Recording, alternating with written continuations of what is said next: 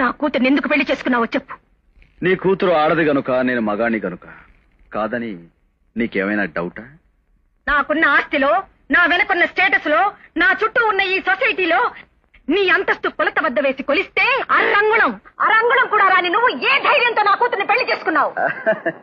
కట్టిన తాళిబొట్టు కొనడానికి డబ్బుంది, కడుపు నిండా తిండి పెట్టడానికి శక్తి ఉంది, తన కడుపు పండించే మగతనం ఉంది. ఇంతకంటే ఏం కావాలి ఒక మగాడు ఆడదాన్ని పెళ్లి చేసుకోవడానికి? ఓకే, అసలు విషయానికి వస్తాను. నా కూతుర్ని మర్చిపోయి ఈ ఇంటి నుంచి వెళ్లిపోవడానికి నీకెంత డబ్బు కావాలి? కొంటావా? కొంటాను, నిన్ను కొంటాను.